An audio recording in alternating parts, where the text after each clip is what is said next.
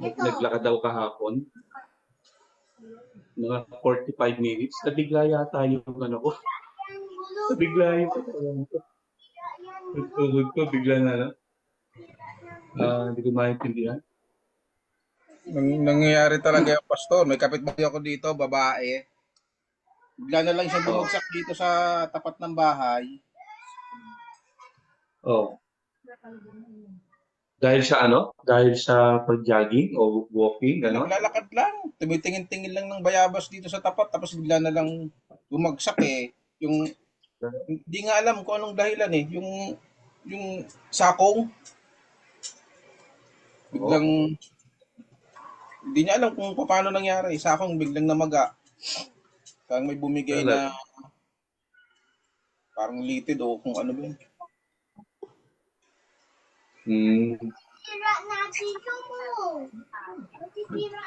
Ako naman, para akong pakiramdam ko, para akong lalagnatin ko. Lalagnatin. Oh, sakit ng likod ko eh. Galing nagpahilot. Oh. Parami lang tayo ng konti ng viewers, no?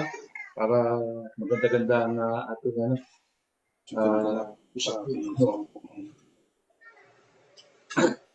Shout out kay ano, kay Reverend Henry. Meron na ba? Absent si ano ngayon, absent Shout si out Jerry natin ngayon. mga. Meron tayong isang Busy liker. siya ngayon, busy. Isang liker.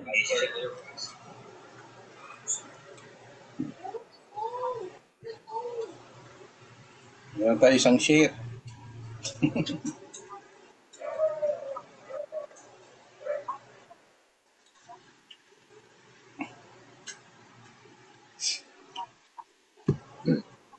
Gusto ka na, Jet? Tahimik ka, Jet, ah. Medyo ano po eh. Sobrang busy. Daming ginagawa ngayon. Mas maganda yun kaysa walang ginagawa. Okay. Tahimik na, ano yan, pag seryoso na, ibig sabihin, seryoso na yan sa negosyo. Malapit nang yumaman yan, pagka ganyan.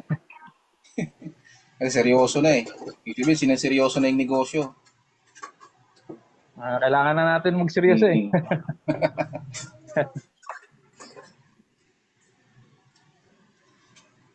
Alalahanin muna natin. Alalahanin mo lang kami pagdating mo sa yung ano, kaharian. Saan ba natin tatayo? Alalahanin mo muna ako. nakapagtayo ka na ng iyong kaharian. Sa Davao ka na tatayo. Bibili mo ba yung ano daw, yung iniwan? Iniwan nung ano, appointed?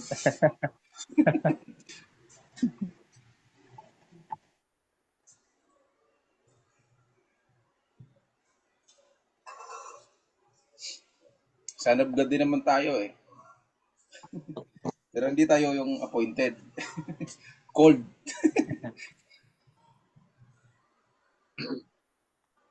Paano kaya yun oh? Paano kaya mangyayari doon? Para magtutuloy ata ng programa yon. Sino kaya magiging ano nila? Papalit. Siyempre, hindi niya magagampanan. Net na tayo para makarami tayo. Medyo gumagano na eh. Bati muna tayo. Unahan ko na magbati. Magandang gabi sa inyo lahat, mga kapatid. Welcome po sa mga regular followers ng ating pong Grace Life Forum. And once again, may nagpapasalamat na kayo ay nakasama namin. And doon sa mga first-time viewers lang, welcome po sa inyo. At ito pong forum na to ay binisa inyo po pag-usapan natin lahat ng mga bagay na may kinalaman sa New Covenant, which is tinatawag din natin we're living under grace. Okay? Magandang gabi po sa inyo lahat. At dyan lang po kayo, dito lang kami. Okay, bati na kayo, mabilisan lang para makapagsimula na tayo. Isang pagpalang gabi po sa lahat. Ano, gaya ng sabi po ng Pastor Henry, no, tayo po ay under the New Covenant. Alam po ninyo, nung natagpuan ko tong ito pong aral na ito. So ito po ay hindi naman bago, kundi ito ay nandun na sa Biblia. Hindi lang napapansin ng maraming nagtuturo. No? So patuloy tayong natututo sa pamamagitan ng pag-aaral patungkol po dito sa New Covenant. Marami kasi mga verses nung araw sa Bible na nadadaanan lang natin pero hindi natin napapansin na meron palang ibig sabihin nito na ganito. So hindi naman natatapos yung learnings hindi naman natatapos yan. So samahan niyo po kami kasi may mga verses po tayong pag-aaralan ngayon na baka posible makadagdag pa po ng kaalaman sa inyo at maunawaan ninyo mga verses na posible iba yung pagkaunawa niyo ng mga unang panahon na ngayon na itatakil natin, pag-usapan po natin. So, dyan lamang po kayo at dito lang din po kami. Magandang gabi po. Yan lamang kayo at dito lamang kami. Jen. Yeah. Magandang gabi po sa lahat, no? So, shoutout ko lang yung ating kapatid na wala, si Brother Jerry. Nanonood din siya ngayon. Shoutout sa iyo. May event yata siya eh. Sa ating intro boy. Intro boys. Palitan ko na intro Ayun, niya. so magandang gabi po sa lahat mga kapatid. At welcome po sa ating forum, no? Ang layunin ng ating forum ay hindi po magmagaling, kundi linawin po yung mga bagay-bagay na dapat nating bigyan ng pansin. Kasi kailangan nating tutukan yung mga aralin o mga verses na nagsasabi na ganito, pero hindi naman pala talaga. So yun po yung ating layunin na tignan nating mabuti kung yun at itama yung mga maling pananaw. Hindi po magbalaki o kundi tumulong. Magandang gabi po sa lahat. Welcome po. Salamat. Sige, start na tayo. Ituloy muna natin yun si Bishop Joel. Absent si Ka Jerry. Take over, Brad. Okay. Pagbalik ni Brother Jerry, promote na natin si Brother Jerry. Ako naman yung intro voice. Recover ko na yung position niya. Okay, so muli po isang mabiyayang gabi po sa lahat at doon po sa mga nakapakinig na doon sa mga nakaraang pinag-usapan po natin. So tayo po ay magtutuloy-tuloy lang. No, ang ating pong topic ay Can I Lose My Salvation? No, maaari ba na yung ating kaligtasan na tinanggap natin sa Panginoong Jesucristo kung tayo sumampalataya, ito po ba ay mawawala pa? So tayo ngayon ay nasa part 6, no, ika-6 na yugto ng ating pong series, no, matatawag na natin pong series napakadami kasing controversial na verses sa Bible na maaring hindi pa naiintindihan ng marami. So kung sa pag-aaral po natin ngayon ay bantayan lamang po ninyo, no? Kasi baka ilan dito ay yung iba na guguluhan at iba yung pagkaunawa nila. So ngayon tatakin natin ito, no? At doon po sa ating pag-uusapan patungkol po doon sa ang kaligtasan ba ay nawawala matapos ang tao ay tumanggap sa Panginoong Jesucristo, no? Gaya ng mga napag-usapan natin nung nakaraan, gaano ba kadaming kasalanan? O hanggang saan ba yung range? Gaano ba kalupit, katinding kasalanan yung maaring makapagpawala ng kaligtasan ng isang tao once na siya tumanggap sa Panginoong Jesucristo? Kasi tumutuloy yung buhay natin, nakakagawa tayo ng mali. So yung kaligtasan ba na ipinagkaloob sa atin, yan ba ay mawawala pa o babawiin pa ng Diyos na nagbigay po sa atin ito? No? At dito po sa ating programa, no, sangayon doon sa ating mga napag-usapan ng mga nakaraang linggo, maraming beses na po, ay mariin, no, marubdob. Ano ba mga salita na pwede natin gamitin? Walang pag-aatubili o walang pag-aalinlangan, walang pagdududa na ating pong tinatayuan na ang kaligtasan na ating tinanggap sa Panginoon Jesucristo ay kailanman hindi na mawawala sa atin.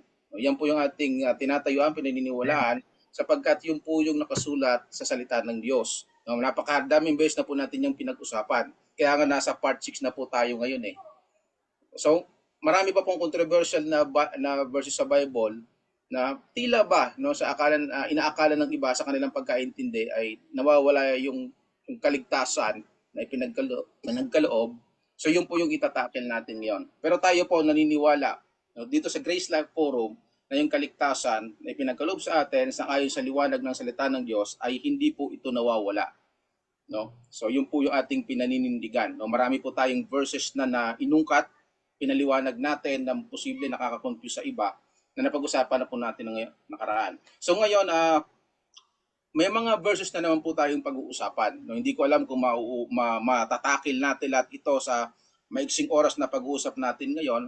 Pero bantayan lamang po ninyo, no, kung ano po mga verses ito na pag-uusapan natin yon. Because unahin ko na po, no, actually apat na books. No, pero ang gusto ko po pag-usapan muna natin ay ito pong nakasulat sa Galatians chapter 5 verse 19 to 21. Ulitin ko po, Galatians chapter 5, verse 19 to 21. So ito po ang sabi, now that the deeds of the flesh are evident, which are immorality, impurity, sensuality. So yun daw yung gawa ng laman, evident, no? Yung kitang-kita naman yun pag nagagawa yan ng isang tao. O kahit nagagawa pa siya ng isang Kristiyano. Verse 20, idolatry, sorcery, enmities, strife, jealousy, outbursts of anger, disputes, dissensions, factions, yung pagkakahati-hati. Verse 21, envy, drunkenness, carousing, and things like this, of which I forewarn you. So sabi niya, forewarn. So inaano ko kayo, ano bang sabihin sa tagal ng forewarn? Parang Binabalaan. binabalaan ko kayo yung forewarn, advance. Just as I have forewarned you that those who practice such things will not inherit the kingdom of God. So yung mga nabanggit ko po kanina, no, ano ba? Idolatry, enmity, strife, jealousy, so on and so forth, no, yun daw mga bagay na yon, no, yung mga nagka-practice ng mga bagay na yon, mga nabanggit, napakadami po niyan, ay hindi magmamana ng kaharian ng Diyos. So mukhang nawawala yung kaligtasan pagka ganito. Kasi ang kinakausap dito, mga Galatian Church eh. So ay isipin ng babasa nito, mga ano to, mga Kristiyano ito. So kung ito mga Kristiyano ito, malamang tumanggap na sa Panginoon. So parang dumating dito, ang kung intindihin mo yung salita, parang dating pag nagawa mo itong mga bagay na to, mawawala yung kaligtasan mo.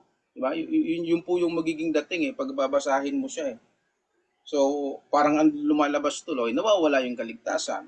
So ito po yung magandang pag-usapan natin dun sa ating pag-uusap ngayon. So ano po ba yung ibig sabihin nito? Ano ba yung katotohanan sa likod po nito? Ang kaligtasan po ba ay nawawala o hindi sa ngayon po sa verses na to?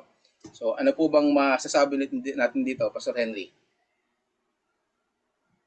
Wala akong masabi. Kamusta yung signal ko? Malakas ba? Malakas ba signal ko? Okay naman po. Mahina. Maayos naman. Medyo Kasi bumibigay ng inisip ko konti. Nagpa-fluctuate yung signal ko. Ng konti. Pero yung boses naman, hindi naman nawawala. Ganun ba? Oh, anyway, siguro maganda bro, sabi mo apat, no, yung ating tawag diyan, yung ating Apat na books, Pastor. apat na books, no. Maganda siguro basahin na muna natin lahat pagkatapos para makita natin yung tapos isa-isahin natin, no? Pasadahan mo na. Tapos kung hindi natin matapos, i-ano mo na yung mga iba pang books. So ang inuna mo Galatians 5, no? Apo, 19 to 21. Na ang parang dating nun, may binanggit si Apostle Paul ng mga practices na ginagawa ng mga hindi papasok sa kaharian ng langit, no? Yung paglalasing, no? Parang works of the flesh, yun yung dating dun. Yun yung, ano na yun, yun yung book na yun. Sige, basahin mo lang yung mga susunod pa para maano natin. Babasahin ko ba po word for word o yung sabihin ko na lang kung ano mga books, ano po yung ano po yun? Basahin mo na para Sabi ko na. ano. Okay, sige. Yan lang naman. 1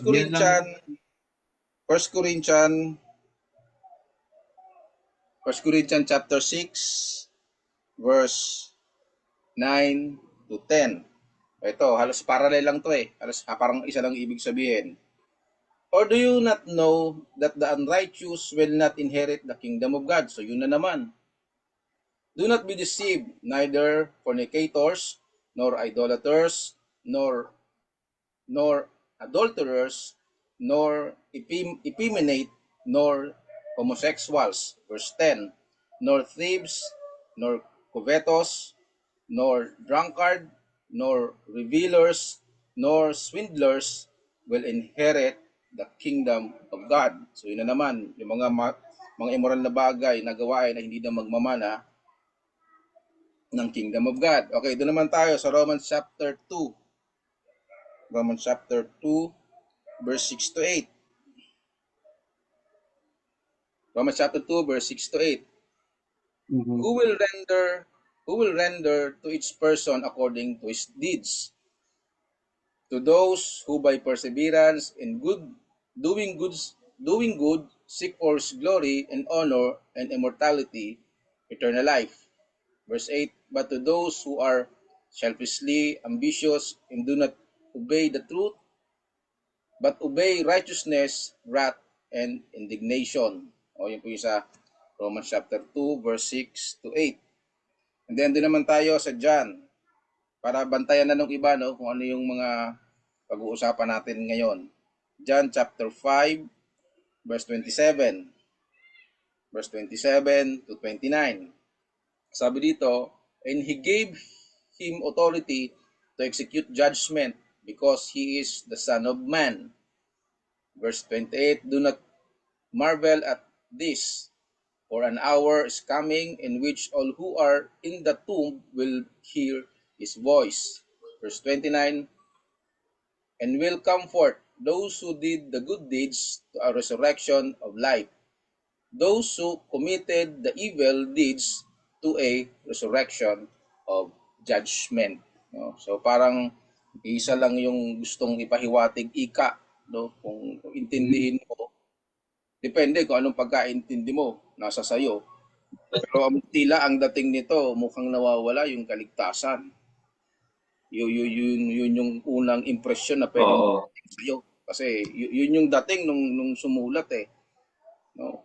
So yun yung magandang aalamin po natin. So kung medyo may kalituhan tayo sa mga verses po na yan, so magandang mapag-usapan po natin yan. So antabayanan po ninyo yung ating pong paliwanag sa mga bagay na yan. So ang mauuna of course na magbigay sa atin ng ano ba yung sinasabi talaga ng mga talatampong yan ay yung ating pong punong taga-interpreta. Puno. Ang ating pong Pastor Henry, siya po yung ating unang bigyan natin ng pagkakataon na may paliwanag po sa atin ang mga verses po na yan. Siyempre, yung pinakagwapo ang laging una. No? Opo. Wala po yung signal ko kasi hindi kayo nag-react eh. Malinaw ba? Malinaw yung ano ko? Kasi yung Malinaw, no? boses ni Joey, parang ano eh, parang nag-ano siya, nag-chat-choppy eh. Nagka-fluctuate. Pero sa iba, malinaw yung boses ni Joey. Malinaw naman po Jen? sa akin. Naririnig ko kayong dalawa malinaw. Talaga? Oh, okay. So sa akin ang problema siguro. No? Anyway, pero okay na ako. Okay naman yung signal ko. Okay Okay naman na po. po. Yung Okay boses di naman nawawala. Anyway, yung mga binasa ni Joel, 4 na verses ito, no? O 4 na book. Yung tatlo doon, puro si Apostle Paul ang sumulat.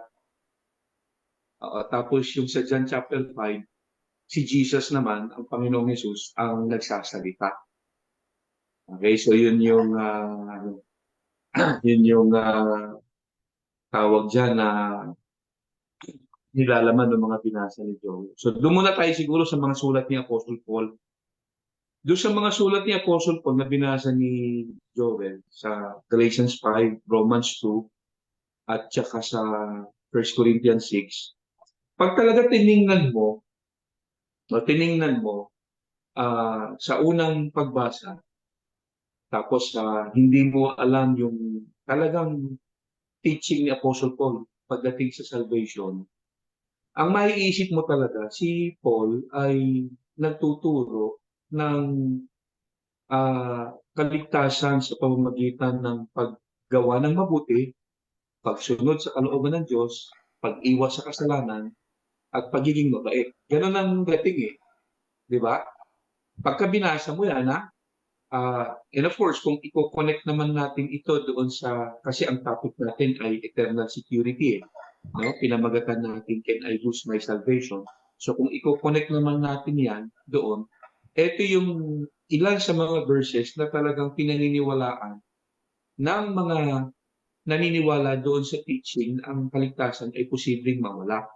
Kasi doon sa mga binanggit ni Apostle Paul dyan, parang ang dating, pag ikaw ay nagiinom, kukumit ng immorality, no? In other words, pasaway ka. Hindi ka papasok sa kaharian ng Diyos. Ganun ang dating.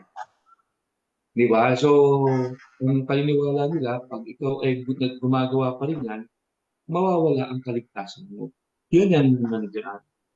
So, balikan ko yung pinaka unang maiisip mo kapag binasa mo yan ng, sabihin natin out of context, no?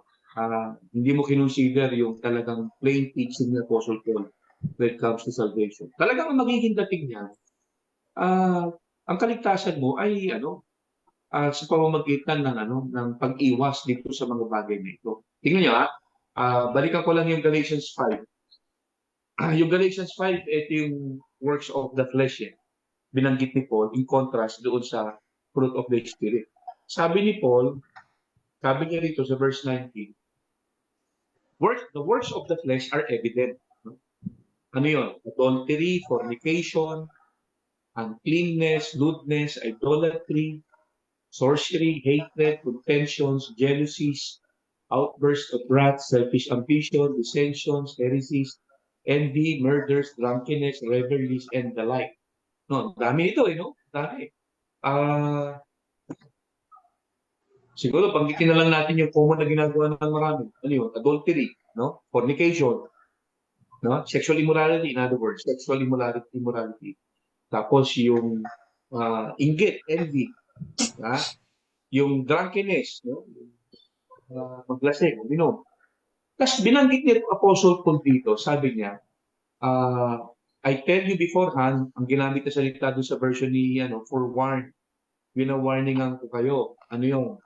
That those who practice these things, yung mga nabanggit na works of the flesh, will not inherit the kingdom of God. So, syempre, ang magiging dating niyan, pag binasa mo yan, kung yung mga gumagawa ng mga activity na to ay hindi papasok sa kaharian ng langit o kaharian ng Diyos, lumalabas, para pumasok ka sa kaharian ng Diyos, dapat hindi mo ginagawa ito. Di ba? So, sa unang tingin, pag hindi mo inintindihan, lalabas ang kaligtasan mo ay sa pamamagitan ng pag-iwas nito mga bagay na to. Yun ang lalabas niya. Kasi sabi ni Paul, binababalahan ko kayo, no? Binawarningan ko kayo. Ang mga gumagawa, those who practice these things, will not inherit the kingdom of God. So, syempre, vice versa, if you want to enter the kingdom of God, don't practice these things. So, paano na ngayon yung paraan mo ng salvation? Don't practice these things. No? Umiwas ka sa mga activity na to. Okay? So, yun yung lalabas niyan. So, ang tanong niyan is this, si Apostle Paul ba, ano ang kanyang plain teaching about salvation? Ano ba ang tinuro ni Apostle Paul with regards to salvation? Si Apostle Paul ba nagtuturo na ang salvation by works? Kasi yung verse na yan, lalabas niyan, kung ang talagang sinasabi ni Apostle Paul para magmana ka ng kaharian ng Diyos, dapat ay umiiwas ka dyan sa mga activity na yan, immorality, sexual immorality, drunkenness, no?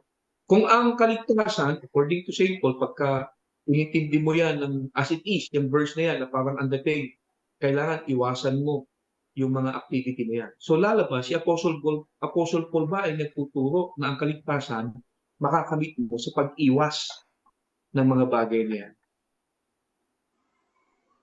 Kung Sinong- ganun ang sinasabi talaga ng Apostle Paul, ang magiging paraan ng kaligtasan na tinuturo niya ngayon ay works salvation. Hindi mo nga kailangan si Jesus. Iwasan mo lang yung mga bagay na yan, mag-ano ka. Kasi wala namang binanggit dyan na faith eh. Ang binanggit lang ni Paul dyan, yung mga active sa ganitong activity, fornication, adultery, blah, blah, blah, hindi daw magmamana ng kaharian ng Diyos. And so therefore, sino magmamana ng kaharian ng Diyos? According sa verse na yan, yung hindi mo ginagawa, yung mga activity na yan. So hindi mo kailangan si Jesus doon. Magawa mo lang yung iwasan yan, magawa mo lang iwasan yung mga activity na yan, papasok ka sa kaharian ng Diyos. Ganun lalabas ka. Tama? Kasi sabi ko, wina-warningan ko kayo, yung mga nagpa-practice ng ganitong activity, ano-ano yon? Adultery, fornication, drunkenness, etc., etc., hindi magmamana ng kaharian ng Diyos. So, lumalabas ba parang sinasabi ni Paul, pagka hindi mo ginawa yan, umiwas ka dyan, ikaw ay magmamana ng kaharian ng Diyos. Ganon ba yung sinasabi ni Apostle Paul? Parang ganon ang magiging dating. So, ang tanong ngayon, si Apostle Paul ba nagtuturo ng kaligtasan by good works lang? Ang tingin nyo? Lalabas ganon. Sino kayo makakaiwas dyan? Hindi, tsaka lalabas dyan, maging yung kinote mo sa 1 Corinthians chapter 6, di ba? Basahin lang natin uli yun. Sa 1 Corinthians 6, sabi dito, sa verse 9, tama, 9 yung inuna mo, di ba? Sabi niya, Yes po, yes po. do you not know, sabi ni Apostle Paul, do you not know that the unrighteous will not inherit the kingdom of God? Do not be deceived. Neither fornicator, idolaters, adulterers, homosexual, sodomites, thieves, covetous, drunkards, revilers, extortioners, will inherit the kingdom of God. Same yung same yung sinasabi ni Apostle dito, parallel passage to eh. So sabi ni Apostle dito, Apostle Paul, hindi niyo ba alam yung mga unrighteous, hindi papasok sa kaharian ng Diyos? Tapos binanggit ngayon kung paano sila naging unrighteous. Paano sila naging unrighteous? Sila ay manginginom, sila ay adulterer, sila ay fornicator, sila ay pasaway, in other words. So parang sinasabi ba ni Apostle Paul na ang magmamana ng kingdom of God, yung righteous. O sino ngayon yung righteous? Yung kabaliktaran. Yung hindi gumagawa ng immorality, ng paglalasing, yung mga works of the flesh. So si Apostle Paul ba, again dito sa verse na to, nagtuturo ng ang salvation is by works. Diba? So pag hindi mo alam kung ano talaga yung teaching ni Paul about salvation, maiisip mo ni si Apostle Paul nagtuturo dito sa mga verses na to ng works salvation. Ano ba ang tinuro ni Paul pagdating sa salvation?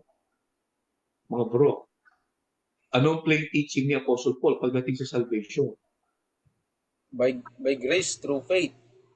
Grace alone. Grace alone. Grace Faith alone. Di ba? Through Christ Sabi alone. nga natin, Ephesians 2:8 and 9, di ba? Sabi ni Apostle Paul, you have been saved. Naligtas na, hindi ililigtas pa lang. You have been saved by grace through faith.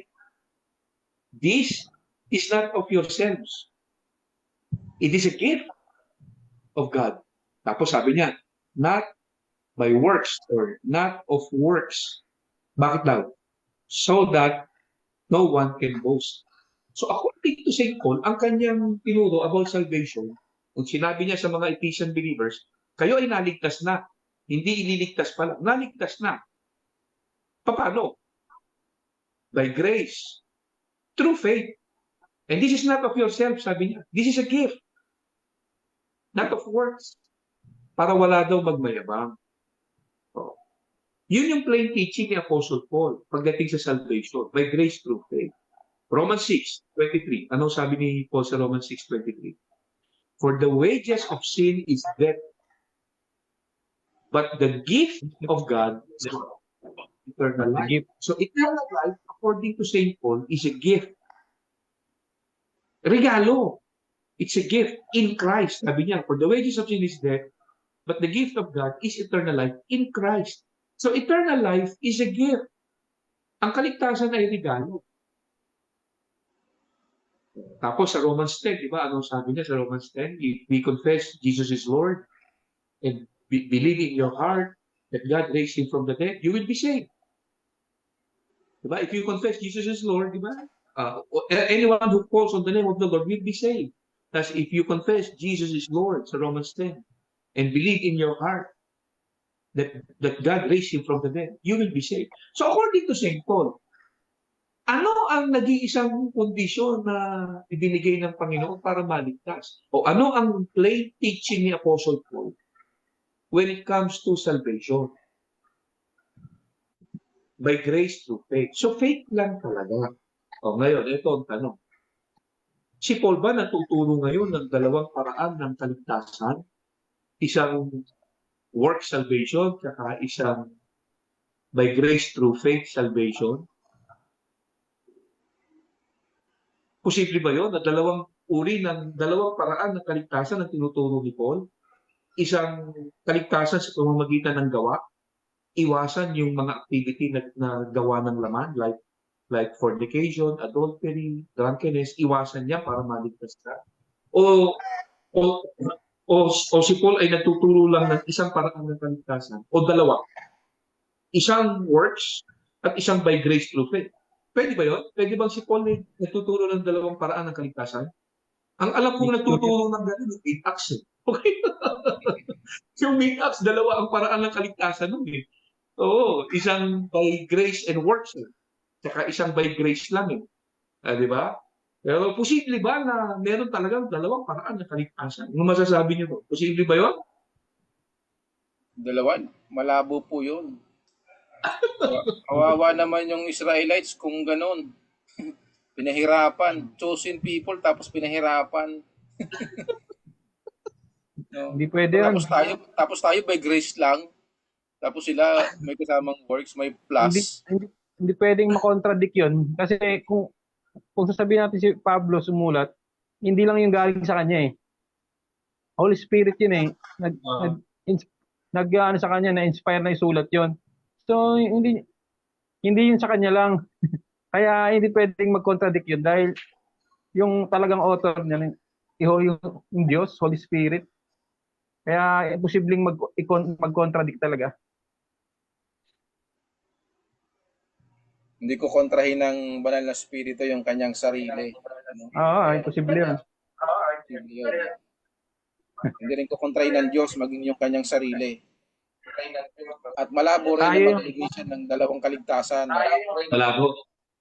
Dalawang klase ng kaligtasan. Kasi isang uri lang naman ng taong ginawa niya. Yung tao na ayon dun sa wangis niya. Tapos magkakaroon ng dalawang kaligtasan. Tayo lang yung confused, hindi yung author. Tayo yung confused. Tama ka, bro. Tayo ang confused, hindi yung author. Oo. Pero kung mo kasi yan, doon sa mga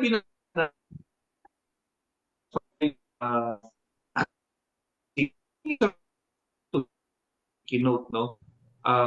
Pero hindi mo pa nababasa yung ilan sa mga itinuro ni Apostle Paul kung paano maligtas at paano naligtas ang mga Christians. Iisipin mo talaga si Apostle Paul dito sa mga verse na to, nagtuturo siya ng ang paraan ng kaligtasan ay sa pamamagitan ng pag-iwas dito sa mga activity na to. In other words, para maligtas ka, magpakatino ka. Huwag kang mangangalunya, huwag kang maging fornicator, huwag kang magsinungaling, huwag kang maging lasento, huwag kang mainggitin, magpakabait ka. Sa madalit sabi, gusto mo maligtas? magpakabait ka. Yun ang lalabas niya. Mm. Kaso pag nabasa ko na ngayon yung isa pang itinuro ni Apostle Paul, doon sa mga ano niya, katulad sa Book of Romans chapter 6, ito matindi na. Yung binasa ni ano kanina, ni Joel, Romans 2 yun. O, tapos may itinuro din si Apostle Paul sa Romans 6. Sabi ni Paul, for the wages of sin is death, but the gift of God is eternal life. Nagturo ngayon si Paul na ang eternal life is only a gift. The gift of God is eternal life in Christ. Tapos sa Romans 10 nga, binanggit niya yun na kung saan, sabi niya, if you confess Jesus is Lord and believe in your heart, God raised him from the dead, you will be saved. Tapos, kung mababasa mo pa yung sa Book of Acts, nung may nagtanong kay Apostle Paul na isang Philippian jailer, sabi nung Philippian jailer kay Paul, anong dapat kong gawin para maligtas? Sabi ni Paul sa kanya, sumampalataya ka kay Jesus, ikaw ay maliligtas. Believe in the Lord Jesus and you will be saved. So pag nakita mo yung mga tinuro ni Paul dito sa isang banda, iisa lang yung sinasabi ni Paul para maligtas. Believe in the Lord and you will be saved. Tapos pagdating sa Ephesians 2, sabi niya, naligtas kayo, hindi ililigtas pa lang. Naligtas kayo, ligtas na. Sa pamamagitan lang ng biyaya ng Diyos. Diba? At sa pamamagitan ng pananampalataya. O ngayon, kung nabasa mo yung Romans 2, Galatians 5, yung pala ang unang nabasa mo, iisipin mo si Paul nagturo ng kaligtasan sa pamamagitan ng good works. Tapos pag nabasa mo ngayon itong isa pa, makikita mo ngayon, teka muna, may ibang tinuturo ngayon si Paul dito. Ang kaligtasan ay sa pamamagitan lang ng pananampalataya. So ngayon mag-iisip ka ngayon. Si Paul nagturo ng dalawang paraan ng kaligtasan. Tapos, na-realize mo ngayon, hindi naman po pwedeng i-contradict ni Apostle Paul yung sarili niyang teaching. At hindi naman pwedeng dalawang paraan ng kaligtasan ang tinuturo niya. Hindi pwedeng gano'n. So, maiisip mo ngayon, Maganda, Pastor, yung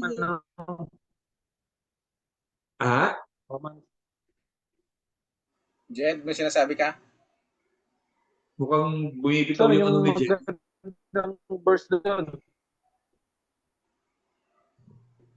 Wala. Nawawala si Okay na. Okay na. sige. Okay na. Yung sinasabi, Pastor, yung sinasabi nyo, pwede nating, yung sinasabi sa Romans 11:6, no?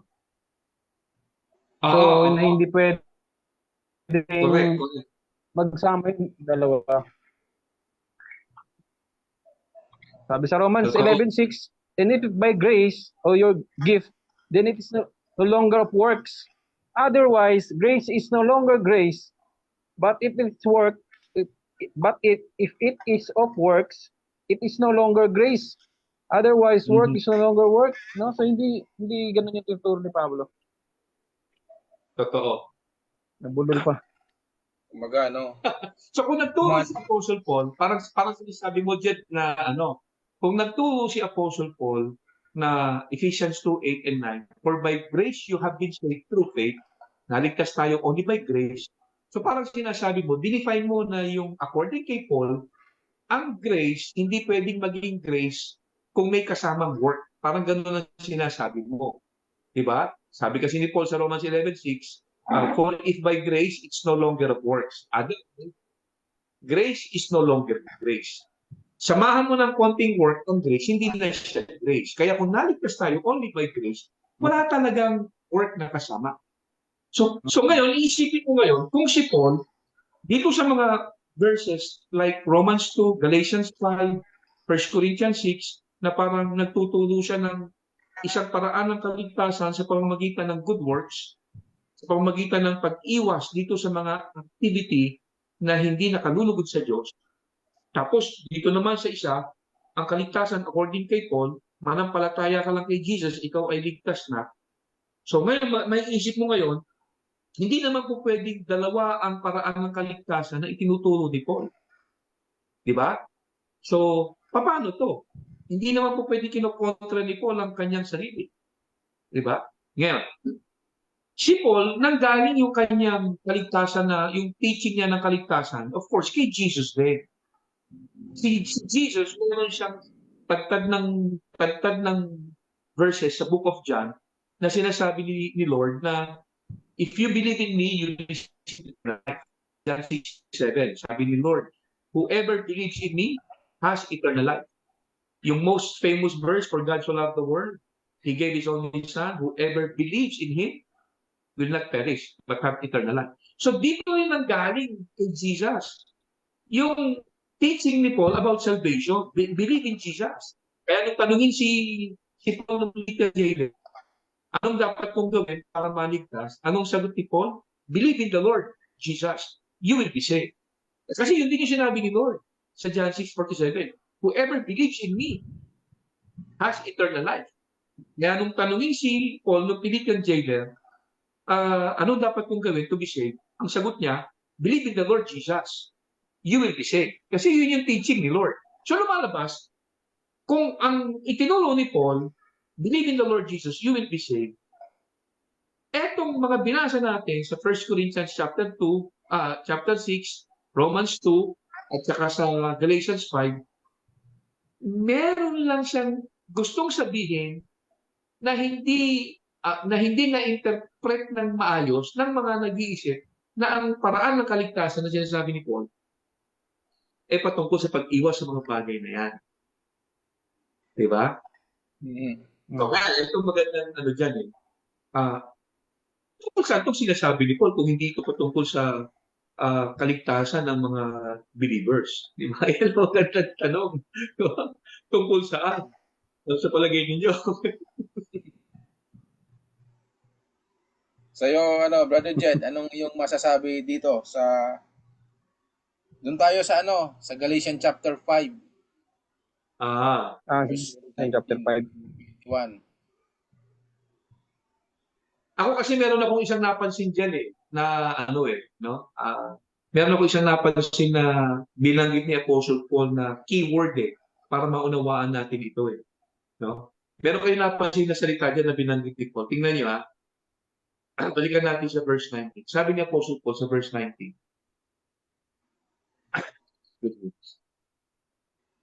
Meron siyang binanggit na keyword na mag-unveil ng tamang interpretation dito Sabi ni Apostle Paul, those who practice these things. Ano yung mga binanggit niya nagpa-practice ng mga these things? Yung fornication, envy, jealousy, drunkenness, yung naglalasing, etc., etc. Sabi ni Paul, those who practice these things. So yung keyword dyan is practice. Saan ba ginagamit yung salitang practice? Ang alam ko, ang salitang practice, ginagamit yan para maging mahusay ka sa isang bagay. Diba? Halimbawa, gusto mong parang si Stephen Curry, si Steph Curry, ang husay sa basketball, isipin mo, yung mga 3 points niya, halos nandoon na sa kalahati ng kalahati ng court no? Hindi lang sa 3 points, half di ba? Na paano nagawa ni Steph Curry na parang hindi tsamba yung dating?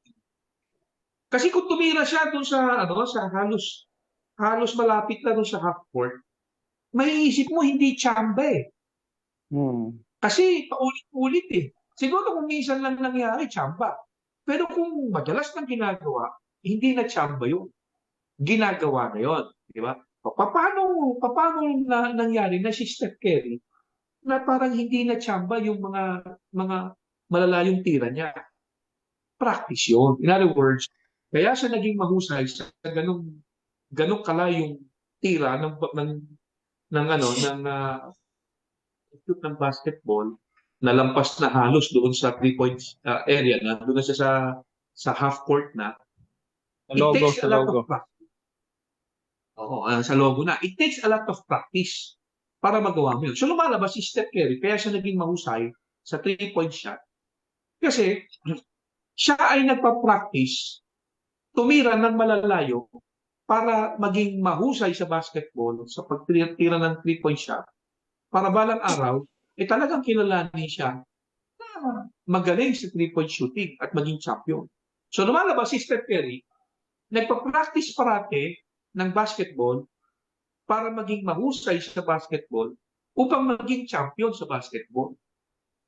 O ngayon, kung ikaw yung Kristiyano na nagpa-practice ng kasalanan para maging mahusay sa kasalanan at maging champion sa kasalanan,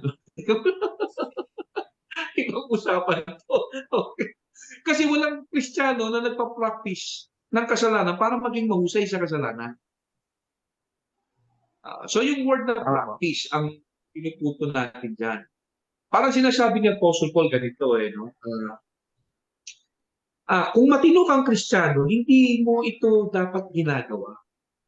Kasi yung gumagawa nito, according kay St. Paul, hindi sila papasok sa kaharian ng Diyos eh. Those who practice these things, sabi niya, they will not inherit the kingdom of God. Ngayon, ito bang mga activity na to ay pwedeng magawa ng mga tunay na Christians? Tingin nyo? Pwede po. Oo naman. Pwede. Marami na tayong mga kilalang yung iba nga, mga great leaders pa ng body of Christ eh. Di ba? Talaga naman nagpo-fall sila sa ganitong klase ng kasalanan eh. Di ba?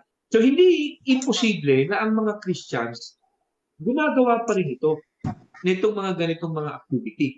No? Nagko-commit ng fornication, lasenggo pa rin, etc. etc. Basta yung mga gumagawa ng nila. Yung mga Kristiyanong nabibiro sila ng uy, Kristiyano ko pala, hindi halata. Sila yung mga Kristiyano na hindi halatang Kristiyano. No? Ngayon, lumalabas, yung ganitong activity, posibleng magawa ng mga genuine Christians. Posible. Posible. Kaya nga merong sinabi si Apostle Paul na do not gratify the desires of the flesh. Do not let sin rule in your body that you may obey its lusts. So, hindi sasabihin ni Paul sa mga Christians na huwag ninyong i-gratify yung flesh kung hindi posible na i-gratify ng Christian yung flesh niya. Hindi sasabihin ni Paul, do not let sin rule in your body so that you may obey its lust. Kung hindi posible na si sin pwedeng maghari sa ating katauhan kung pahihintulutan natin. So, in other words, may mga Christians na pinapahintulutan si sin to rule in his body at i-gratify yung flesh.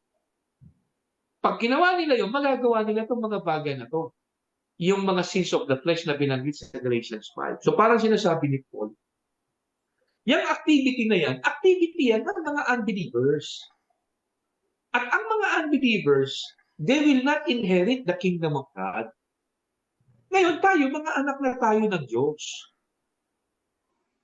And so therefore, kung anak tayo ng Diyos, hindi bagay sa atin yung ganyang activity. Bakit? Kasi papasok tayo sa kaharian ng Diyos eh. Magmamana tayo ng kingdom of God eh. We will inherit the kingdom of God. Ngayon, yung mga gumagawa ng mga bagay niyan, yung nagpa-practice niyan, they will not inherit the kingdom of God. Eh tayo, mga heir tayo eh, of the kingdom of God. Hindi bagay sa atin yan. So, yun yung gustong sabihin ni Apostle Paul yan. Si Paul hindi nagtuturo ng works salvation. Ang tinuro ni Paul, only by grace through faith we can be saved. So, para maintindihan mo yung verse na yan, dapat nakita mo muna ano yung tinuturo talaga ni Apostle Paul when it comes to salvation. Pagdating sa kaligtasan, isa lang ang tinuturo ni Paul. You are saved by grace through faith. Believe on the Lord Jesus, you will be saved. If you confess Jesus is Lord and believe in your heart that God raised Him from the dead, you will be saved. Yun yung plain teaching ni Apostle Paul ng salvation. So yun,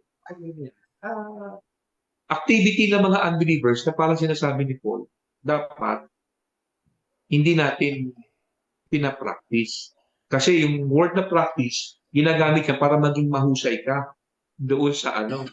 Ang mga tunay na Christians, hindi nagpa-practice yan. Sa amin yun doon. So you must Salita naman kayo. You must read between the line. Yun lang ang noon. Yes, correct. Para maintindihan natin kung ano talaga yung sinasabi ng sumulat. Okay, so sa'yo naman, Brother Jed, ano yung Yes. insight na masasabi Yun, natin dito? yun tama po yun, no? Kasi hindi naman tinutukoy yung ano yung mga kasalanan doon, yung idolatry, sorcery at ano man yun, yung mga sinasabi doon, hindi nire-refer doon sa believers, kundi ito ay gawain ng mga hindi mananampalataya. Kasi sabi rin ni Paul sa Romans 6, what shall we say then? Shall we continue in sin that grace may abound? Certainly not. How shall we who died to sin live any longer in it? No? So yung practice tsaka live, may ano sila, pares pareho sila. If you live, you practice. So sabi ni Paul dito, paano ka mamumuhay sa kasalanan kung namatay ka na? So kung itutuloy pa natin yung ating pagbasa doon sa Romans chapter 6, ay yung dati nating pagkatao ay naipako na kasama ni Jesus, no? So yung ating old nature ay naipako na. So kung ganon yung ating bagong kalagayan, wala na yung ating si nature, ibig sabihin ng neto, pero bakit pa tayo nagkakasala? Nagkakasala tayo pero hindi tayo namumuhay sa kasalanan. Kasi yun yung bagong kalagayan ng isang tao. Nagkakasala siya pero hindi siya namumuhay sa kasalanan. So, ibig sabihin, kapag nagkakasala siya, desisyon niya yun gawin. Hindi siya alipin ng kasalanan na kaya ginusto niya, nagpasya siya na gawin ito. Hindi niya yung parang wala siyang magawa, wala siyang choice kundi sundin. Ibig sabihin, ang isang mananampalataya nagkakasala pero hindi siya alipin ng kasalanan. Kaya pag gumawa siya ng kasalanan, ito ay kanyang pinagpasyahan na gawin. No? Mhm. Lahat nagpasya nga siyang gawin ito, hindi dahil wala siyang choice, kundi meron siyang choice na syempre na ano siya na humaling o natukso sa isang bagay. Katulad na lang ni Haring David, di ba? Nagpasya siyang gumawa ng kasalanan, pero hindi siya pagkatapos noon nagsisi siya. So, ganun naman tayo eh. Wala naman sa ating magsasabi na hindi tayo nagkakamali. Pero ang tunay na Kristiyano, hindi siya namumuhay sa pagkakasala. Nagkakasala siya, pero iba yung namumuhay sa kasalanan. Yun yung mga sinasabi dun sa Galatians 5:19 to 22. Yun yung mga lifestyle nung talagang hindi nanampalataya sa Panginoon. Kasi ang tunay na manampalataya sa Panginoon, malinaw sinasabi, how shall we who died to sin live any longer in it? So una-una, ang anak ng Diyos kapag nagkakasala, hindi siya talaga magiging masaya doon. No, yun yung ating magiging ano, pag nagkasala tayo, hindi tayo nagiging proud. Naging masaya siya doon. Pag naging masaya siya doon, hindi siya talaga anak ng Diyos. Oh, hindi. So talagang magiging malungkot kasi nga, syempre, nasa atin yung banal na spirito na talagang nagkakaroon ng kalungkutan. So, kailangan po talaga nating gawin na makuha muna natin yung foundation na naturo ng salvation. Kasi, yun nga po, kunwari, first time may mabasa yung Galatians 5:19. Wala kang foundation about sa tunay na turo ng salvation. So, pag unang-una yun, ayun na nabasa mo, delikado ka talaga. Talagang, Magiging work salvation ang ano mo. Ang parang, ano. ang tanong dito, kung yun ang yung magiging basya natin para tayo ay maligtas talaga, yung hindi natin magawa yung mga lunya, maging lasenggo, lahat ng mga masasama doon sa ay ang tanong, gaano dapat ka masunurin o paano mo masasabing sapat na yon pag sakaling mamatay ka na bukas, di ba? Paano mo matitiyak? Paano mo matitiyak na yung pagiging masunurin mo ay naging sapat na? So, nalalagay ka pa rin sa alanganin kasi aminin man natin o hindi, madalas pa rin tayo magkamali. So ngayon, wala kang magiging assurance na ikaw ay maliligtas kasi you continue na magawa yung mga ganung bagay, nakakagawa ka pa rin noon. So magkakaroon ka magkakaroon ka ng confusion at yung pag-aalinlangan at hindi ito makakatulong sa iyo para sumamba sa Panginoon. Kasi ang ang tunay na pagsamba, pinagmumulan nyo ng katiyakan. Kaya ka sumasamba sa Diyos dahil nagpapasalamat ka, nag-celebrate ka dahil sa assurance na meron ka. Ngayon, kung nasa kalagayan ka na ang iniisip mo, kailangan di ako magkamali, kailangan maging perfect yung galaw ko, mga kilos ko para para maligtas o kaya mapanatili. Pwede kasing ganito sumampalataya ka sa Panginoon. Tapos kailangan mong ingatan, kailangan mong mapanatili sa pamamagitan ng hindi paggawa ng mga masasamang mga bagay na yon. So ang gagawin mo, tatanggapin mo ang Panginoon, pero kailangan i-maintain mo na hindi mo magawa yung masasamang gawain na yon. Pero lalabas doon, ikaw pa rin yung nagligtas sa sarili mo. Yeah. Kasi effort mo yun So ngayon, hindi 50-50 yung kayo. baliwala din yung kung dahil sa ating kakayanan na sumunod, maliligtas tayo. Kung yung mga hinihingi dito na wag mong gagawin, magagawa mo talaga. Ano silbi ng Panginoon? Bakit siya nagdusa para sa iyo? Kaya mo pala Kaya mo naman palang iligtas yung sarili mo dahil sa yung kakayanan na sumunod at sa yung kabanalan, sa yung katuwiran. So nonsense, walang silbi na magdusa yung kaisa-isang anak, ipadala yung kaisa-isa, kaya mo naman pala, bakit ka? Yun lang siguro muna. Parang ano yan, Parang ano yan yung kung tayo pala ay pwedeng mapatawad sa pamamagitan ng confession, ba't kailangan pa mamatay ni Jesus? Di ba? Kung mapapatawad naman pala tayo sa pamamagitan ng yung humihingi ka ng tawad kay Lord, no? Confession, no? Patawarin mo kami, Lord. Kung patatawarin mo pala tayo ng Diyos sa pamamagitan ng confession and repentance, bakit pa kailangan mamatay ni Jesus sa cross? Di ba? So, kasi sabi ng Bible, without the shedding of blood, there is no forgiveness of sins.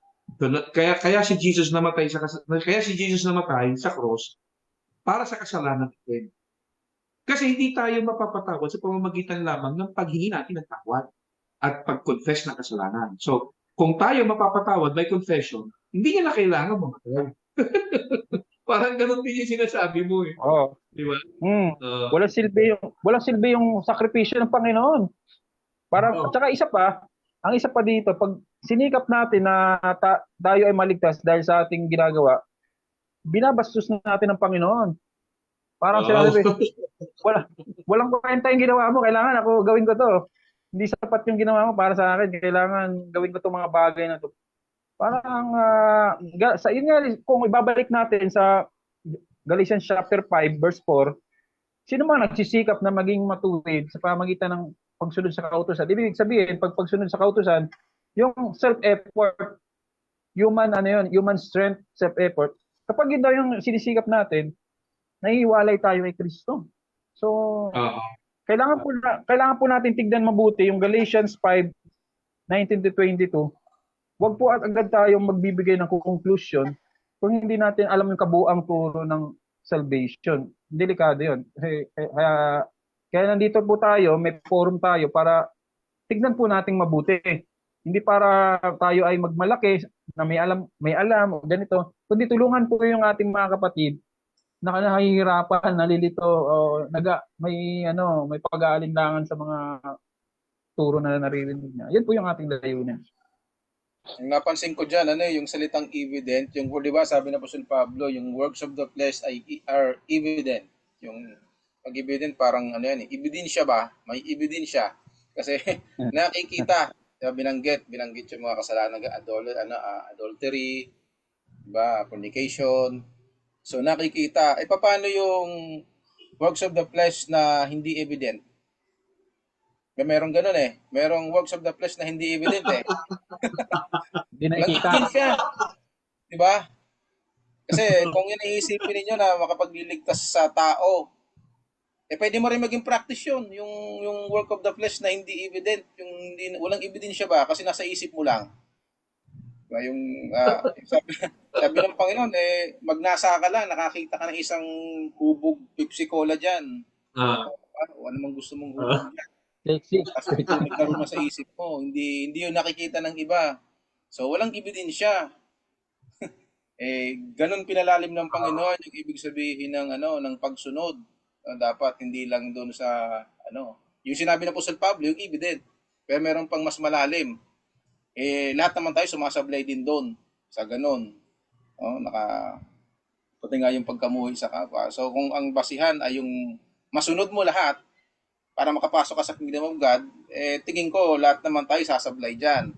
Kasi maging si James, di ba? Masunod mo yung 10, sumablay ka sa isa. Ang Wala problema, na. sumablay ka sa isa, hindi evident, nasa isip mo lang. So sablay pa rin. Good So luck wala sa'yo. talaga. Good luck. So ang kailangan natin gawin, unawain natin kung ano yung sinabi ni Apostol Pablo. So read between the line, ano ba talaga yung sinasabi niya? Yun yung pinaliwanag kanina po ng Pastor Henry. Na ang ibig sabihin niya Yes. lang dito, bilang mga Kristyano, wag na ninyong gawin yan. Kasi pagka gagawin nyo yan, ang gawain na yan ay gawain ng mga unbeliever. Gawain ng mga Yes. hindi pasok sa kingdom of God.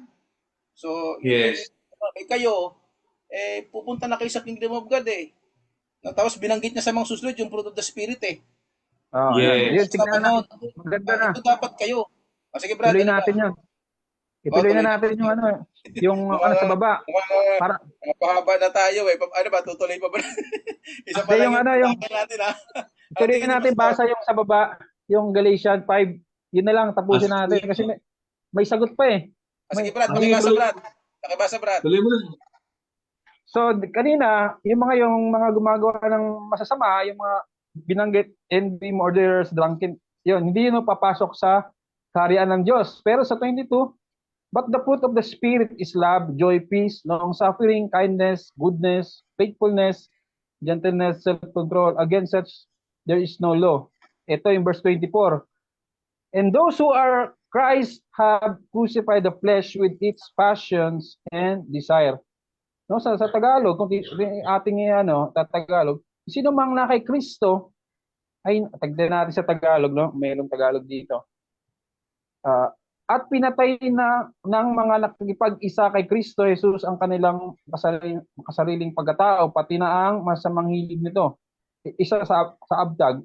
At ipinako sa krus ng mga na kay Kristo Jesus ang laman na kasama ang masasamang pita ng kahalayan ito.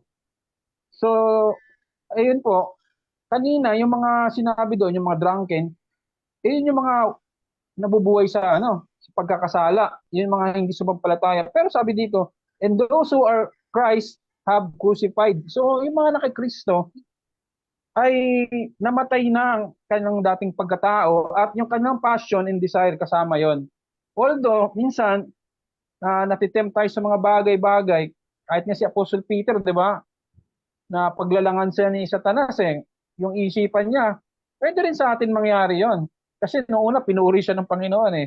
Nung tinanong, sino daw ako? Ikaw ang Kristo, anak ng Diyos na buhay, maya-maya. Nakapagsalita ng ng di maganda. Inano ng Panginoon, ni-rebuke Satanas.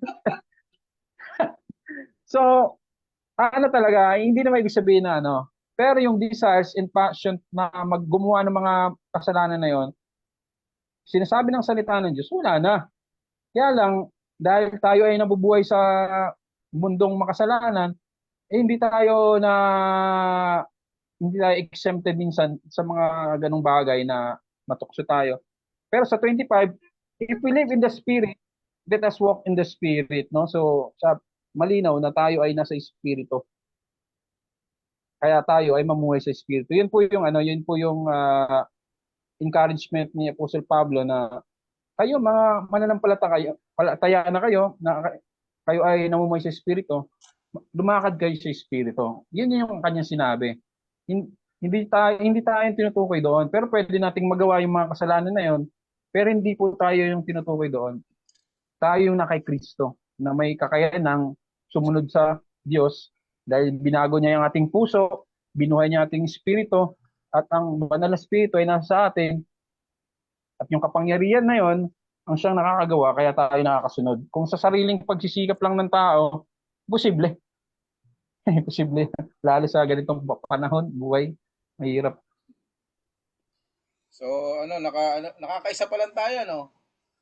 So, meron pa tayong 3 utang. May utang tayong 3. So, Sunod na ano lang. natin yan, credit na natin yan para susunod. Baka abutin tayo na 4 na linggo rito Kaya tayo 3 linggong natitira, bawat isang book, tigi isang yugto ba, isang part. Ah, So, pero sana po naintindihan ng marami, nakapagbigay ng kalinawan yung ating mga napag-usapan, no? Ano po yung ano. So, meron pa po tayong 3. Magandang maabangan po 'yan. So, bilang pagtatapos po, ano pong mga panghuling mga panalita po, Pastor Henry, ang pwede po nating iwan sa ating mga taga-subaybay.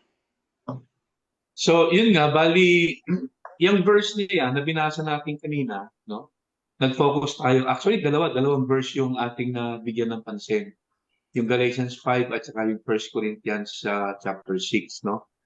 Same ano kasi yan same parallel passage siya na ang nakalagay doon ay parang ah, kung nagpa-practice ka ng mga activity na tinatawag na works of the flesh, no? Like immorality, no? Sexual immorality, envy, drunkenness, etc., etc., you will not inherit the kingdom of God. So same sila ng ng sinasabi doon sa 1 Corinthians and Galatians 5 na parang ang dating talaga ah, para pumasok ka ng langit o magmana ka ng kaharian ng Diyos, iwasan mo 'yon. Oo, iwasan mo. So parang ang turo talaga ni Apostle Paul doon, ang dating work salvation siya. Now, siguro clarify lang din natin. Hindi ko natin sinasabing huwag tayong umiwas doon. Oo, kaya nga sabi natin kanina, ang sinasabi ni Apostle Paul lang dyan sa mga verses na yan, since tayo ay mga anak ng Diyos at magmamana ng kaharian ng Diyos, huwag natin gawin yung ginagawa ng mga unbelievers, which is yan yung mga practices nila. Oo. So, pero pagdating sa kaligtasan, hindi sinasabi ni Apostle Paul na para maligtas ka, kailangan yung mga bagay na yan hindi mo gawin. Wala siyang sinasabing ganon. Oo. So, parang sinasabi lang ni Paul, these are the activities of those people who will not inherit the kingdom of God. Kasi hindi naman po pwedeng kontrahin ni Apostle Paul yung sarili niya teaching about salvation So, yung verse na yan ay hindi patungkol sa ang kaligtasan mo, posibleng mawala. Kasi yan nga yung madalas na ginagamit ng mga Christians na ang paniniwala, pwedeng mawala ang kaligtasan. So again, yung verse na yan doesn't prove na ang kaligtasan natin ay posibleng mawala. Kasi hindi naman patungkol sa kaligtasan na pwedeng mawala ang sinasabi ni Apostle Paul yan. Sinasabi lang ni Apostle Paul, yan yung mga practices ng mga taong hindi magmamana ng buhay na walang hanggan. So, yun ang malinaw. Okay? Okay, so Pastor, yung dun sa 1 Corinthians chapter 6, 'di ba, 9 to 10, binasa natin 2 verses. Merong Ah, susunod na version sa susunod ng linggo, mhm. sa susunod na forum natin. sige, sige. Na yun yung nagpapaliwanag na yung 'di ba binanggit din Dito, doon, di magmamana yung mga yung mga gumagawa noon Di magmamana ng Ah, kingdom of God. Doon sa sunod na verse, nandun yung pinakasusi noon. No, so ah, technically, ang nabigyan pa lang natin talaga ng kasagutan dito, yung unang book. Pero dun ah, sa pangatlo, meron pa tayong assignment. Meron tayong ah, utang. So yun yung ganda, ating nabibitin.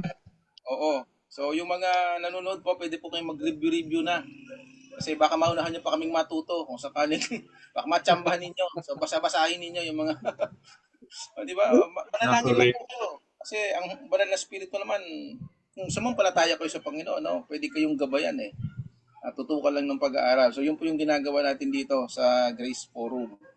No? So binibigyan natin ng tutok ng pag-aaral, yung mga verses na seemingly parang medyo lito yung iba at nagagawa ng aral.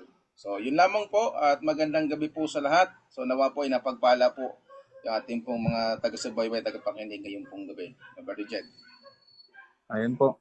Yan po yung ituro din sa atin ng Apostol Pablo na meron tayong kakayahan na magpasya kung ano yung pamumuhay na ating gagawin. Kung tayo, pag-aariin ba natin yung kasalanan, lalaruin ba natin, o lalakad tayo sa Espiritu.